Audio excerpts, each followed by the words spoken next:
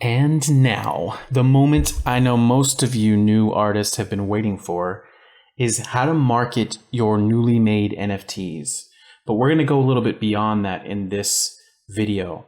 Okay, so let's jump right into it. This is Albert from niftyfarm.com. So let's talk about how to market your NFTs. Let's start off by talking about what not to do. Okay, I think that's a helpful thing to understand from the very beginning because you see so many artists making these mistakes. Do not show your work everywhere. Okay, it gets lost in a sea of work. When you look at Facebook groups, a lot of these Facebook groups, it's just artists posting their work over and over and over and over. You have no idea what the conversation is. They're not trying to engage with anybody. They're just like posting their work everywhere. They're going to unrelated topics or other posts, and they're just posting their link in the discussion and not adding to the discussion. They're just like, look at me, look at me, look at my work. That doesn't work in the real world, and it's definitely not going to work in the NFT world. Okay? So stop doing it. Don't do it. It's not going to get you any sales. All right?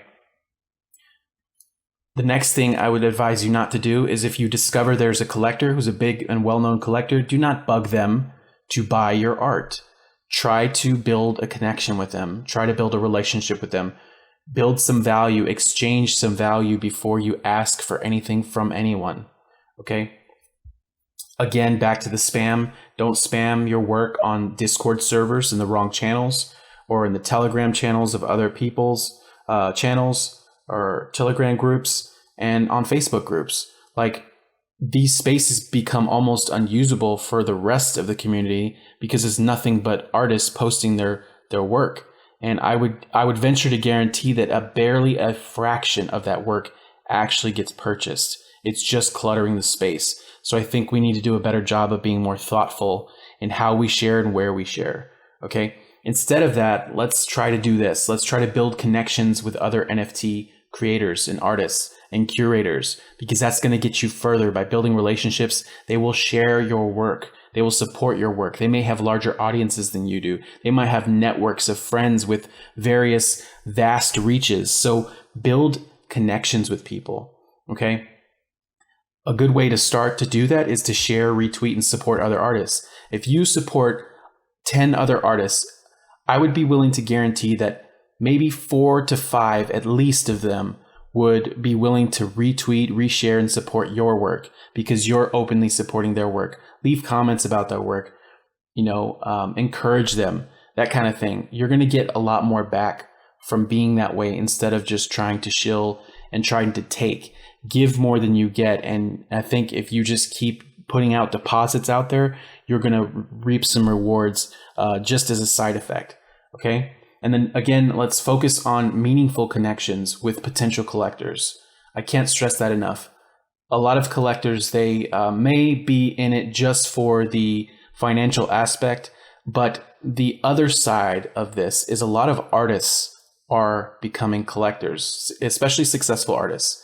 So they care a lot more about connection to other artists.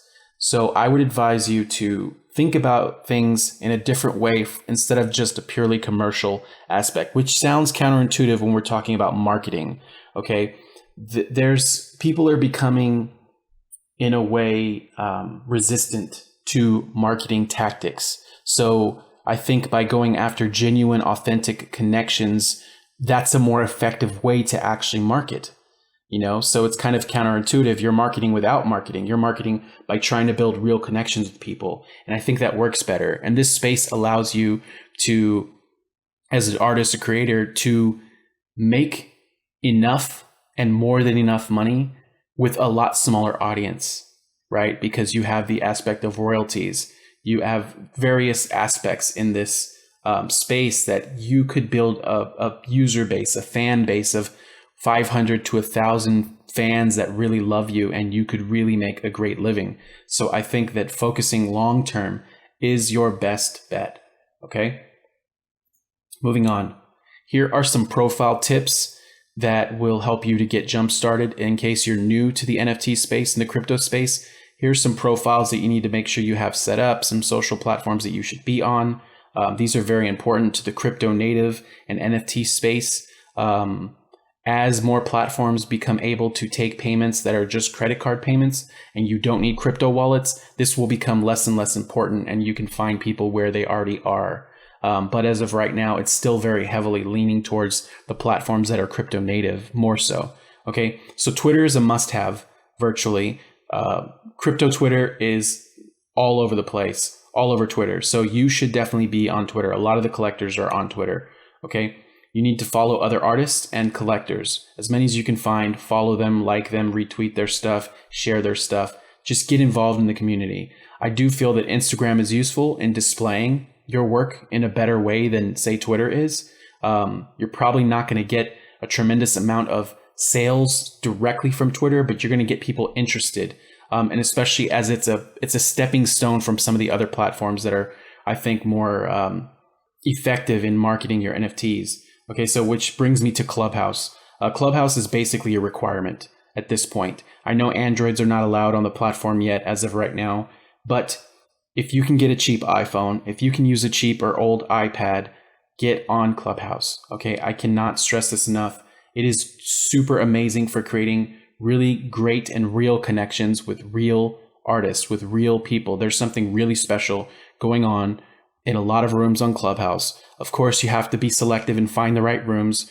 There's obviously going to be some rooms that are not great, but there are some really amazing things going on in Clubhouse, and connections are being formed and people are coming together to collaborate. I think it's a really important place for new NFT artists to be. Okay, Telegram is also important depending on the market. Some marketplaces, like especially the Atomic Hub marketplace, the Wax ecosystem, they love Telegram. They're all over Telegram. Okay, so if you're in that ecosystem, definitely find the Telegram groups to be a part of, build your own group, that kind of thing. Telegram groups for Android users also has a voice feature, so you can run a Clubhouse type room in your group with voice. It's not as polished as Clubhouse seems to be, but it still works. There's still some groups that are thriving and growing in Telegram with that voice group, voice chat feature that's similar to Clubhouse, where a bunch of people are all talking. Your own hosted website is a great presentation layer. And I'm going to actually show you an artist's website that I absolutely love. It's a really good example. I'm not saying to copy this artist, but I want you to see what a really good example of an artist that knows how to market and present their work in a really nice way. Okay. And then some additional tools that I'll mention here, some apps that I'll mention is Linktree. And there's another one called Contact and Bio, which looks actually pretty good. I'm using Linktree, but Contact and Bio looks pretty good. What it allows you to do is put a bunch of links into like your bio link. So on Twitter, you're allowed one link, and on Instagram, you're allowed one link. And those two profiles, Instagram and Twitter, are important on Clubhouse because those are the only two you can link. So when you're talking on Clubhouse, people can go to your profile and they can go to either your Twitter or your Instagram. The next place they're going to go is to your bio link.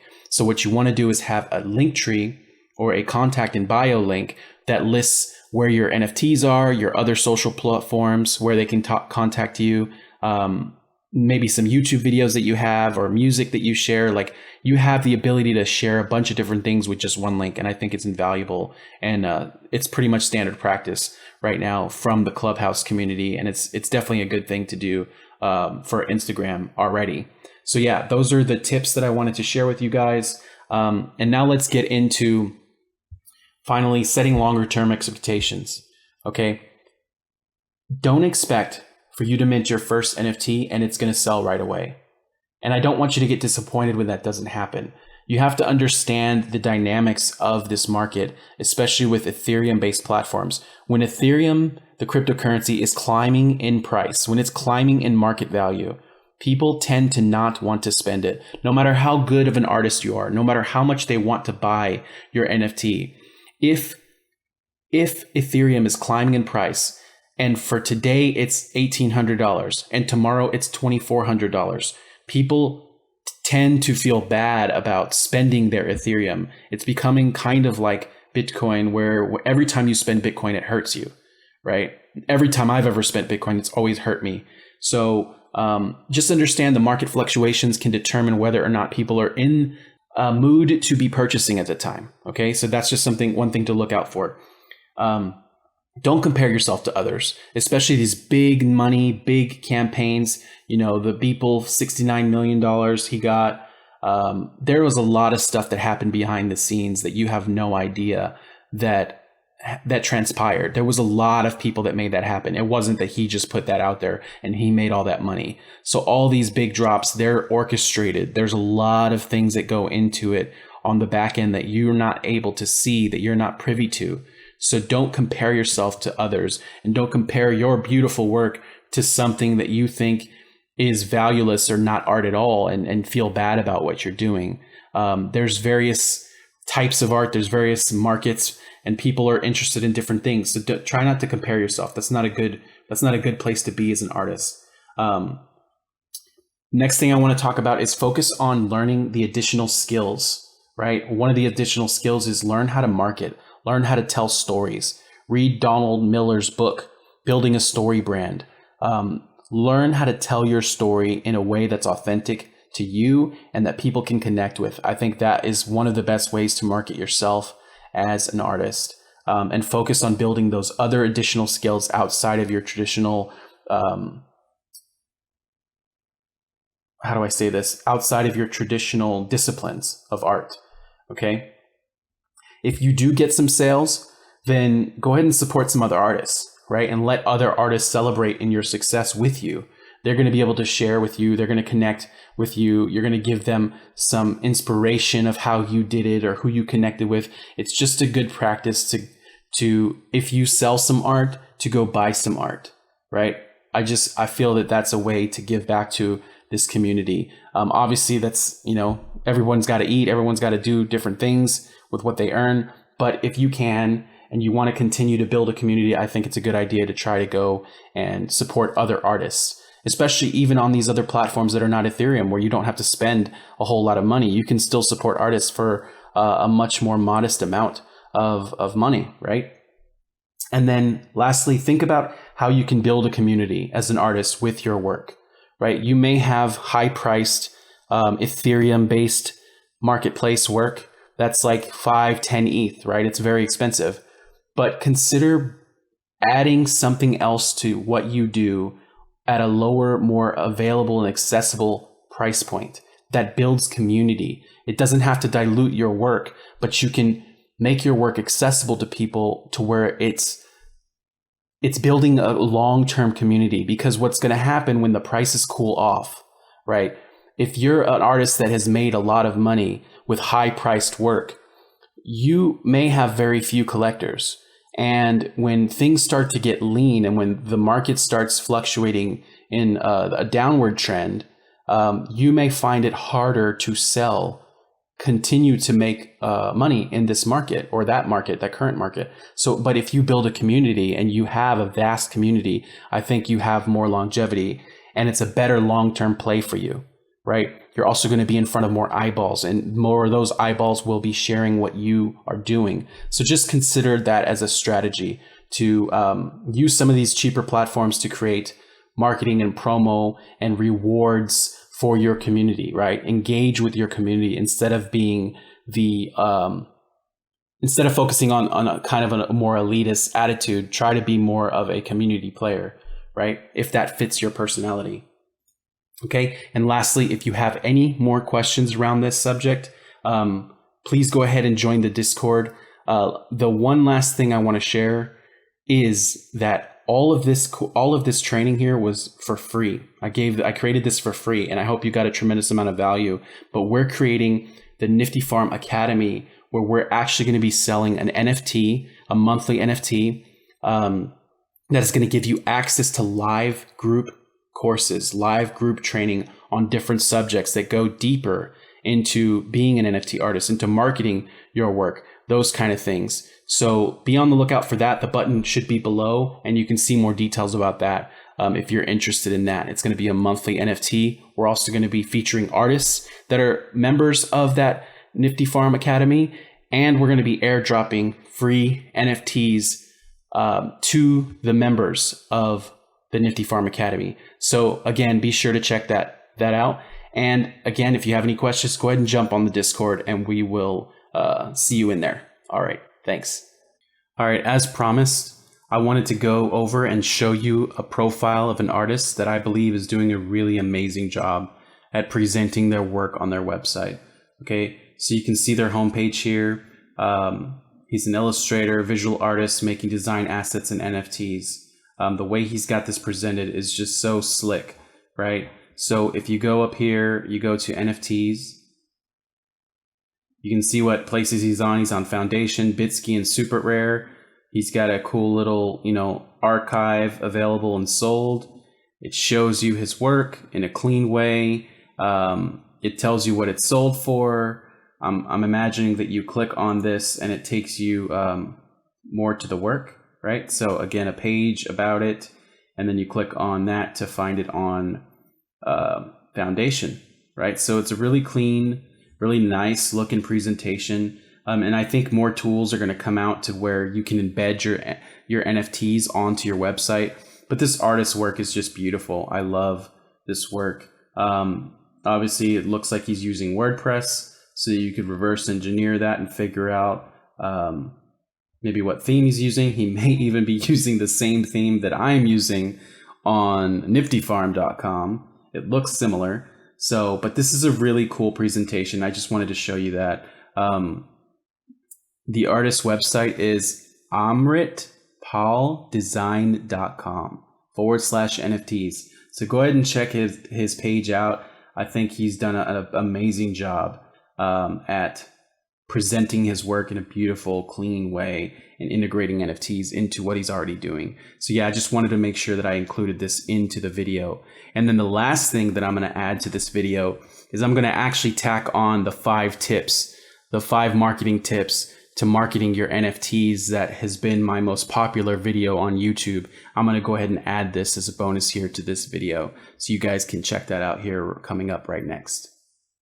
Hey everyone, what's up and welcome to this video. This is CryptoVert, and I had a interesting conversation in my Facebook group, and I asked the group what was the #1 topic they wanted me to go over, and overwhelmingly the answer was how to market their NFTs. And so luckily my background is in marketing, and I've seen so many different opportunities of how to apply my background to what I'm doing in the NFT space now. And so I came up with this quick video. I'm going to go more in depth in my Facebook group, but I just wanted to put this out there because I know that a lot of people are coming into this space and they have a lot of questions on what they can do to kind of market their NFTs. So let's get into it right now. All right. So the first thing I want to bring up is there's power in storytelling, right? And with so many people in the marketplaces right now, just pushing their work, just pushing their art, like it's amazing. There's so many different artists, but how do you cut through the noise, right? And so one of the ways that I would do that is to use the power of storytelling, right? There's something called the story brand framework, which is based on a book by Donald Miller. It's a little bit different. I've kind of reworked it a little bit to work for artists, and it could still use some work, but I'm gonna go through it in a minute. But a connection to you, right? Your art, your journey. People don't buy what you do, they buy why you do it, right? And so I wanna get into a few ways that you could tell your story. This is the tip #1 for how to market your NFTs, right? So this is kind of what I came up with to rework the story brand framework. It's changed from the aspect of the customer or the other person that you're trying to talk to is the character to now you being the character, giving them an authentic way for them to connect with you, right? So I'm going to go over this and then I'll give you some examples, maybe some personal examples of kind of for me in my journey currently, right? So you'd introduce the character and talk about something deep that they want, right? Something that you've wanted your whole life, maybe. And then maybe there's a problem that you have with why you don't have it or why you can't attain it, right? People can connect with that. Then we go into who is your guide or who's your inspiration for your art, what inspires you to create whatever it is that your art is. And I'm going to go back through this whole thing with examples, like personal examples, right? What did they actually inspire you to do, right? What was it that they got you to do? What's the first thing that happened to put you on that path, right? Then something people connect with is revealing a struggle, that made you take action, something authentic, right? People connect with authenticity. And so what was the outcome? The next thing would be, what was the outcome of that thing that you took action on, right? Maybe you tried something and you failed, or maybe it turned into a great success. Like, let people feel that with you. And then talk about the character transformation that happened from the beginning of your journey to now to where you want to be. Like, these different parts of this framework don't have to happen all at once. Like, it could be broken down into different pieces, but this is just a framework. Also look at the story brand framework and how it's used in like movies and films, right? Like, I don't want to make this video super long and go super in depth, but if you want, you can join the Facebook group and I will work with people one-on-one more so, like going more in detail of this, right? But I just want to make you aware of some of the things that you could do, right? To go back over this with my example, right? Introduce my character. The character would be me, right? And so what do I want? Like who am I? Like, I've always felt, even from a young age, to be a creator. Like, I've always been a creator. Like, from a little kid, like I'd look up at the stars and I realized like I want to create things. I was always creating something. And so that was something that I always wanted. But the problem was, like, a lot of times I didn't think I was good enough to have the things I wanted. I know a lot of people can relate to that. And so what was my guide? Who was my inspiration? You know, this might sound cheesy and corny, but for me, like, when I look up at the stars, like, and see how big the universe is, like that awe, like moments of awe, like nature, you know, the stars, the ocean, being on the beach, like that is an inspiration. Like, you can create whatever you want, you know? And so what did that inspire me to do? Well, it always inspired me to create something, right? Whether it was when I first started in graphic design when I was younger, or web development, or marketing, or creating videos, videography, like it just inspired me to create things.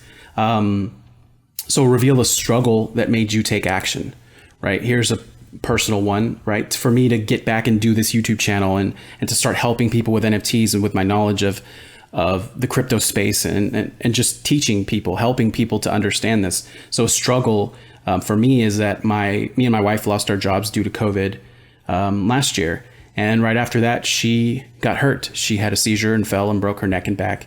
And things have been really, really tough financially and just health-wise and all that.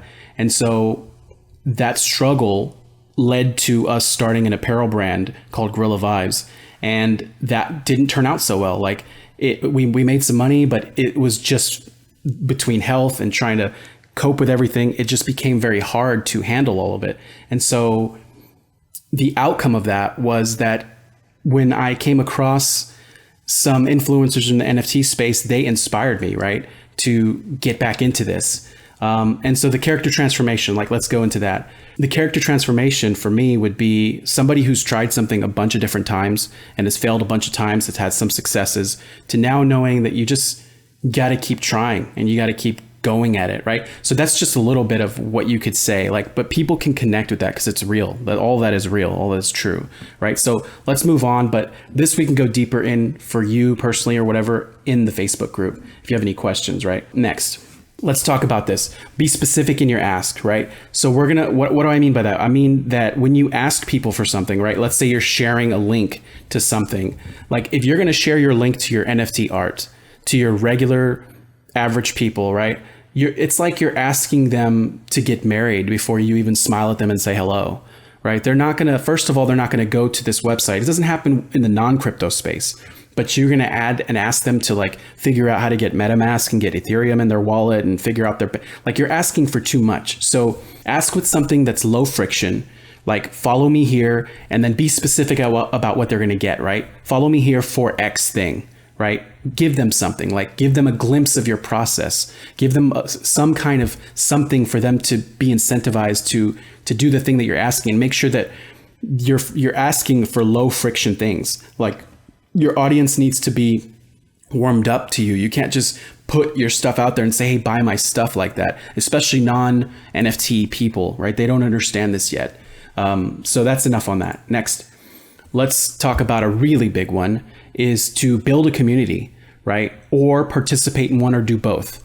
What do I mean by that? Like, get on Clubhouse, right? Clubhouse is huge for NFT artists right now, where they connect, they share. There's artists supporting other artists. There's other people who are not artists. They're collectors and they're listening for new ideas. Like, get into a community and also start building one of your own, right? Telegram groups, that has voice capabilities like Clubhouse for the Android users. It's not quite the same, but you could operate a Telegram group kind of how Clubhouse works. Discord groups, is also very big in the crypto space, and Twitter. Twitter is full of early adopters. They live here, right? The people who are following the crypto movements, the cryptocurrencies, the NFTs, all the early adopters, they're all over Twitter. They're not as heavy. Obviously, they are on other platforms, but where they congregate at is Twitter. So you need to get on Twitter. You need to understand Twitter. And for me, I never liked Twitter. I never got into Twitter, but now I'm forcing myself to get into it. And that's what I'm noticing. That's where they're at. So you need to be there. You need to create a presence there. This is really important. So you need to capture the interactions. Find a way to capture the interaction. What do I mean by that? I mean that if you send someone to your Rarible profile or your foundation profile and you don't have a way to reach back out to them, then they might not be ready to buy right now. Majority of people are non-buyers. They just want to look. They don't know you yet. So you need a way to communicate with them. So create channels for them to communicate with you and take your story off the marketplaces. And I don't mean like don't share your story on the marketplace. I mean, tell your story on your own website.